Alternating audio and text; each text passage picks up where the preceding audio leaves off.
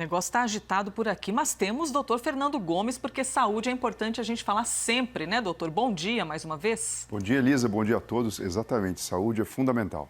E você, caso queira participar aqui da nossa conversa, basta usar a hashtag correspondente médico. Eu já lhes trago, então, o nosso primeiro tema, que o tema é a necessidade do lazer, que é algo que acomete a todos nós, especialmente no momento de pandemia. Aí eu quero lhes mostrar uma imagem que viralizou, inclusive, nas redes sociais, que é um vídeo de carros dentro de um shopping center em Botucatu. Para quem não conhece, Botucatu fica no interior do estado de São Paulo.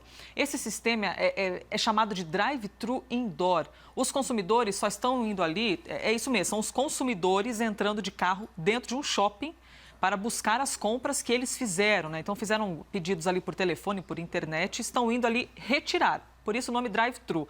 Segundo o shopping, tem uma sinalização ali para ajudar os motoristas e é estritamente proibido sair do automóvel. É obrigatório usar máscara dentro do carro, mas temos esta cena aí curiosa. Aí eu lhe pergunto, doutor, evidentemente não sabemos os motivos, né, que fizeram com que essas pessoas estivessem ali. Muitos devem ter alguma necessidade. Mas o ambiente de shopping logo nos traz a ideia do consumo, de comprar uma roupa e aquela necessidade de, às vezes, né, preencher algum buraco, algum vazio em cima do consumo. Então eu lhe pergunto, doutor, o que faz as pessoas entrarem de carro dentro de um shopping para poderem buscar as suas compras? Seria um impulso? Você acaba percebendo o seguinte, né, Elisa? Existe uma questão da criatividade trazendo de volta toda aquela sensação de bem-estar e prazer que o ser humano vem aprendendo ou aprendeu no decorrer dos anos. Então, que o processo de compra, ele estimula o circuito cerebral do prazer e faz com que as pessoas se sintam mais felizes, isso todo mundo já sabe. O que realmente é inédito é a entrada com o automóvel dentro de um shopping center. Sim, né? É muito Agora, curioso. o processo que acontece dentro da cabeça, ele continua sendo o mesmo, independente de se você entra de carro dentro do shopping, Ou a pé. ou se a pé, ou até mesmo através da compra digital. A gente tem um processo que acaba sendo monótono. Primeiro, existe uma questão do desejo, e aqui a gente tem um núcleo chamado núcleo accumbens, que é a porta de entrada, a chavinha do nosso circuito de recompensa cerebral com liberação de dopamina. Então, isso instiga para a gente a sensação prazerosa. Você quer aquilo. Esse impulso ele pode ser modulado, eu digo controlado, para mais ou para menos, numa região do cérebro chamado sistema límbico. O sistema límbico é a parte do cérebro responsável pelo gerenciamento das nossas emoções. E, por fim, nós temos uma coisa que chama bom senso, ainda bem, né, Elisa? Bom senso, que faz com que a gente possa frear ou não aquele impulso. Então, tenho dinheiro para comprar? Aquilo que eu vou adquirir faz sentido? Eu realmente necessito? Ou melhor, então, gerenciar essa vontade e voltar depois de algum momento e realizar a compra depois? Doutor, é que o bom senso para qualquer assunto é muito relativo, né? O bom senso para mim pode ser um, para o senhor outro. Mas eu lhe pergunto no quesito disso chegar a ser uma doença. O que faz as pessoas projetarem no consumo, seja de alimentos, de álcool, mas nesse caso a gente está falando de comprar qualquer coisa que seja dentro de um shopping, o que faz as pessoas projetarem a satisfação em cima de um objeto ou de um consumo? A realidade de você ter algo que você deseja fisicamente dentro de um contexto palpável é que já, na verdade, faz com que isso aqui tudo seja muito verdade. Então, mais do que simplesmente desejar, planejar e então adquirir, o fato, quando você tem de fato algo concreto na sua mão, você fecha esse circuito e tudo tem um grande significado. Por isso que muitas vezes é muito importante a gente gerenciar essa realidade, né? Então, às vezes você precisa de um par de sapato, não de 3. Então, por que não comprar um? Curtir bastante aquela aquisição e não necessariamente de cara já comprar 3, 4, 5 e deixar esse circuito totalmente desesperado e solto. E qual que é a diferença? Desculpe interrompê-lo, por favor, doutor. Não, é que assim, no final do mês a conta tem que fechar, Então. né? Qual que é a balança disso tudo? Tem que fazer sentido, né? Você não pode gastar mais do que ganha com coisas que não vão ter uma relevância tão importante dentro da sua vida. Aí a minha pergunta é a seguinte, qual que é a diferença entre a satisfação natural por você conseguir adquirir algo, né, ter a felicidade de ter alguma coisa, qual que é a diferença entre isso e a compulsão? Quando existe a compulsão, um mecanismo dentro da cabeça fica acontecendo a todo momento. Então, gera-se uma tensão, e essa tensão é mental, de vontade, de desejo, de quase que fissura. E esse circuito ele acaba sendo concluído quando você, de fato, consegue ter o objeto, efetivando, então, a compra. O grande detalhe é que, muitas vezes, para fechar esse circuito, você acaba cacifando ou colocando ali um recurso que muitas vezes você não tem disponível ou que vai fazer falta em algum momento na sua vida. E como é que funciona no cérebro a liberação dos hormônios? Porque a gente ouve falar, mas somente um neurocirurgião para conseguir explicar para a gente como é que isso é liberado no nosso cérebro.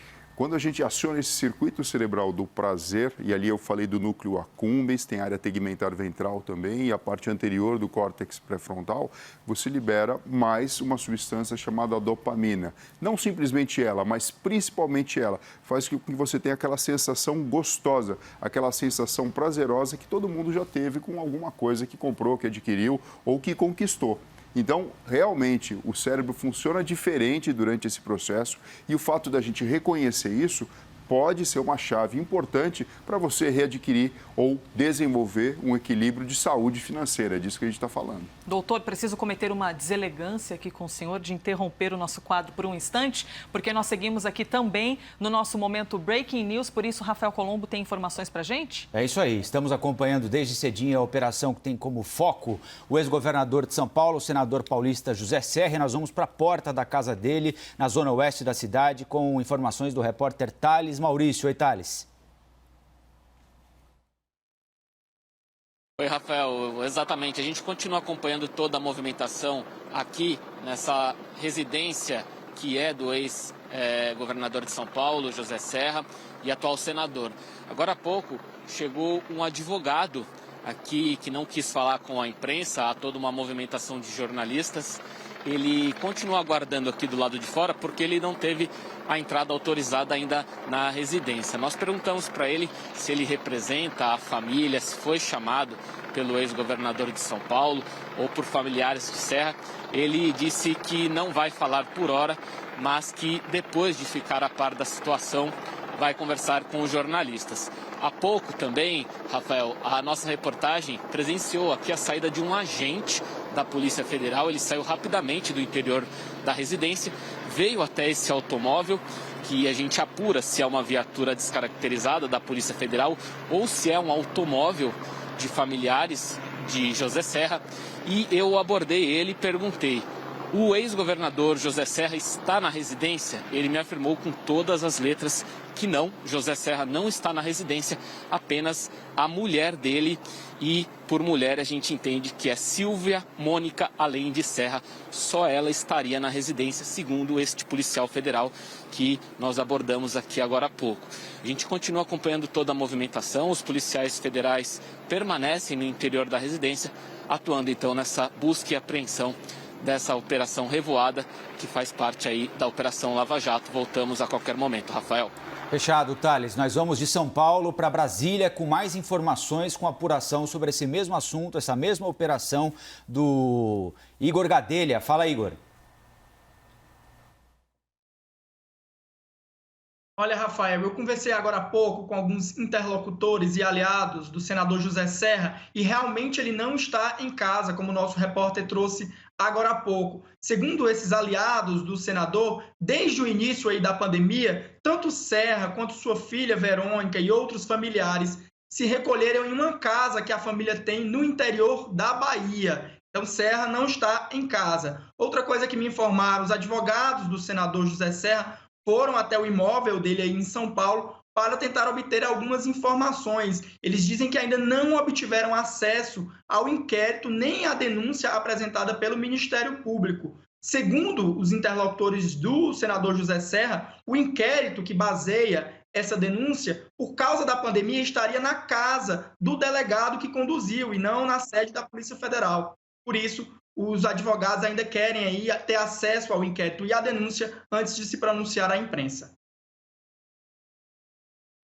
Seguimos aqui com o nosso quadro Correspondente Médico. Participe conosco. Assim que tivermos informações a respeito da operação, a gente interrompe aqui mais uma vez, doutor, e passamos a palavra aqui para Rafael Colombo assim que os nossos repórteres nos chamarem.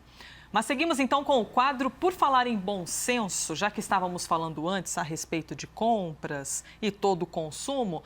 Na verdade, seria um exemplo de nada de bom senso, viu? Porque no Rio de Janeiro, a primeira noite da reabertura de bares foi marcada por aglomerações. Você viu essa imagem? Isso aqui é impressionante. Muita gente não cumpriu as regras de distanciamento.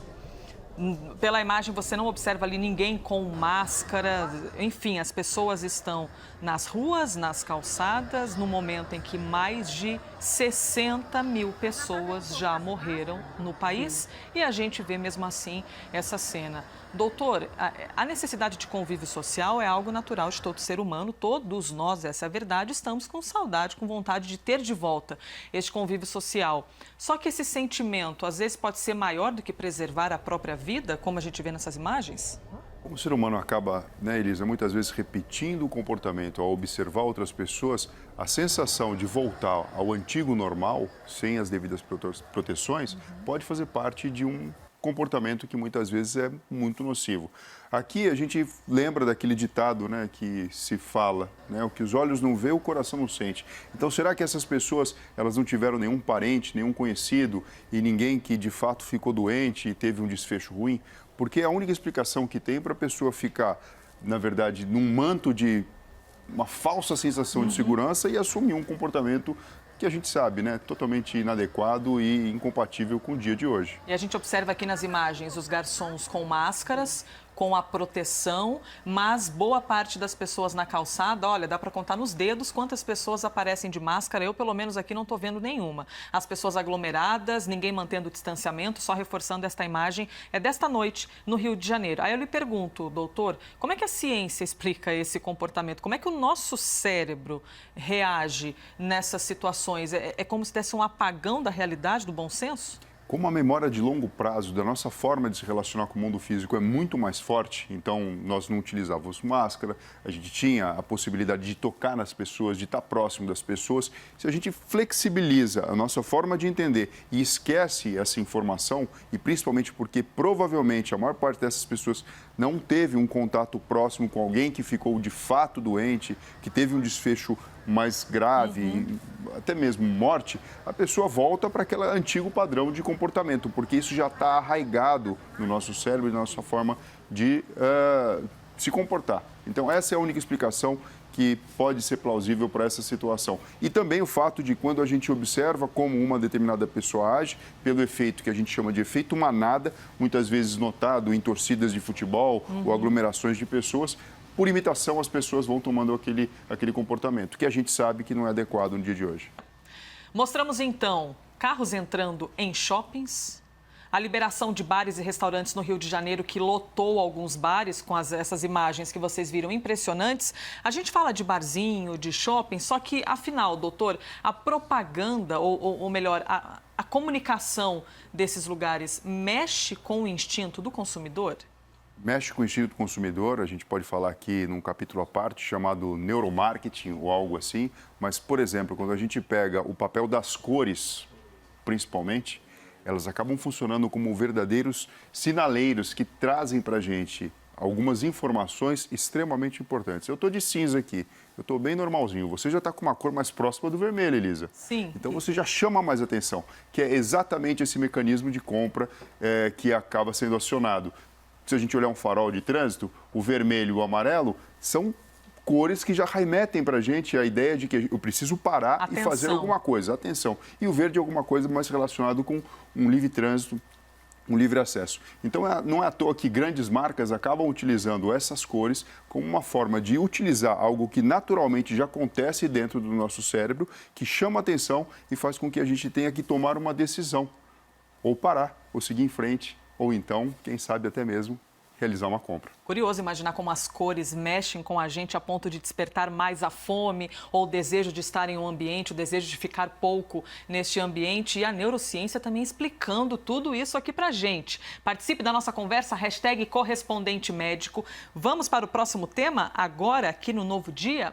Desde o início da pandemia, os médicos e matemáticos fazem projeções a respeito da curva de contágio do novo coronavírus. E aqui no país não existe nenhuma evidência de que nós já atingimos o pico, porque o volume de casos não para de crescer, como você tem acompanhado aí diariamente. Hoje mesmo foram atualizados mais de 1.200 mortes pelo novo coronavírus. Então, doutor, eu lhe pergunto, como é que esse volume de informações afeta a nossa saúde mental na hora que a gente dá de cara com esse tipo de dado, de número, especialmente número de mortes, mais de 60 mil? Tanto os números como até o próprio formato dos gráficos são coisas que foram novas para a maior parte da população. Então, imagina, quem trabalha com o mercado financeiro, observar gráfico da Bolsa de Ação, e, enfim, dos números, dos papéis, isso faz muito sentido. Mas para a gente, que não trabalha com isso, esse convite a todo momento entender essa situação é algo diferente. Então, a gente tem aqui uma primeira curva, e é essa que constantemente é conversada, né? Uma curva relacionada com o contágio e com a mortalidade relacionada à Covid-19. Mas, na verdade, existem outras curvas de problemas relacionados com a saúde que não são faladas, mas estão acontecendo. Então, de doenças que são emergência e muitas vezes não estão sendo levadas em consideração, porque as pessoas ficam com receio de procurar o pronto-socorro, uma curva relacionada com doenças crônicas que muitas vezes são deixadas no segundo plano, como, por exemplo, um diabetes ou o próprio câncer, e uma curva oculta, respondendo à sua pergunta, que é a curva relacionada com a saúde mental. Então, esse volume de informação, principalmente essa discussão constante desse número crescente, e a gente não observando o pico, e muito menos a sua própria descida, pode levar à origem de ansiedade, traumas psicológicos, doenças mentais, e aqui a gente chama a atenção principalmente da questão da depressão com desfecho negativo, prejuízo econômico também levando a um comprometimento da sanidade mental e até mesmo nos profissionais de saúde e de comunicação, com toda esse trânsito de informação que nem sempre, óbvio, né, é positivo, levando a uma exaustão e é o que a gente chama de síndrome de burnout. Se a gente tem, por um lado, pessoas com excesso de preocupação e se cuidando bastante, por outro lado, a gente continua tendo imagens impressionantes. Mostramos a do Rio de Janeiro com os bares lotados e ainda tem gente fazendo o contrário. Veja só essa imagem aí que vai aparecer para você, gente que faz o contrário do que é recomendado. Acredite se quiser, viu? Nos Estados Unidos, os jovens estão promovendo uma festa para espalhar o coronavírus. É isso mesmo que você ouviu, festa para espalhar o coronavírus. O mais bizarro dessa história é que o primeiro infectado, depois da diversão, recebe um pagamento em dinheiro. Eu estou falando isso aqui, mas achando tão surreal essa história. As autoridades de Tuscaloosa, no Alabama, estão trabalhando para acabar com esses eventos e uma lei que determina o uso obrigatório de máscara de proteção deve entrar em vigor na próxima segunda-feira. Então, é isso mesmo que você ouviu. O primeiro infectado ainda recebe dinheiro após se infectar pelo novo coronavírus. O que passa na cabeça dessa garotada? Eu nem sei o que lhe perguntar, doutor, porque é tão absurdo que parece que é uma ficção, não parece que é real isso? Revolta, irreverência, rebeldia, inconsequência.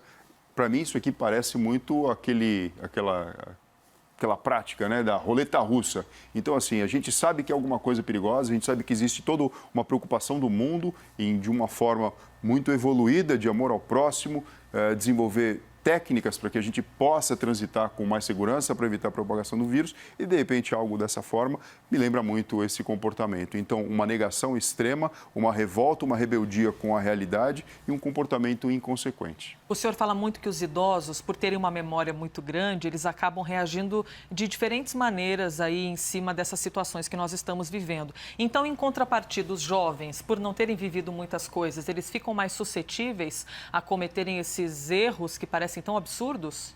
Ficam no seguinte sentido: o indivíduo não consegue projetar que ele vai ter uma vida, ele sabe que ele pode ter uma vida longa e uma vida feliz, mas para ele é como se aquela festa do final de semana fosse o evento mais importante da vida dele. Então, por exemplo, rebelar-se contra algo que está todo mundo fragilizado pode significar um ato de coragem. Então, dessa forma, o indivíduo toma em conjunto um comportamento rebelde, um comportamento inconsequente, Elisa. Impressionante, hein? Olha, um membro do Conselho da Cidade disse para a CNN Internacional, afinal de contas estamos no mundo inteiro, disse que essa atitude surpreende por tão absurda, então vamos ouvir. It's senseless, I think it's careless, and it makes me mad as hell that, we're constantly trying to do everything we can to slow the spread while they're just having a damn party trying to spread it. Doutor, então essas atitudes chamam a atenção porque esses jovens acabam expondo a saúde de todos eles. Eles acabam entrando dentro daquela quarta curva que eu mostrei, porque a gente percebe que existe um certo quê de desequilíbrio mental, né? Então a gente precisa olhar isso com um olhar diferente, porque de fato foge muito do bom senso comum e do sentido de proteção da vida. Uma última pergunta, então, antes de encerrarmos. O jovem é muito influenciado pelo que os outros fazem. Então, quando você é jovem, legal é parecer-se com o seu amigo, né? E não ser diferente. Isso influencia também se todos os amigos estão juntos, então quer dizer que isso é legal, isso é correto e vou junto? Existe um sentimento de validação. Isso todas as pessoas procuram, mas principalmente o indivíduo, quando está tendo o seu cérebro ainda formado, e a gente já falou sobre isso, né? O cérebro ele fica formado por volta dos 21 anos de idade. Existe sim uma fragilidade comportamental que acaba expondo a pessoa a risco e a imitar comportamentos e participar de eventos como esse que a gente acabou de mostrar. Perfeito. Doutor Fernando Gomes, muito obrigada pela gentileza. Mais um dia aqui conosco. E sextou, hein, doutor? Sextou, é isso aí, Elisa. Muito obrigado. Um beijo para você, bom fim de semana. Rafael, bom fim de semana.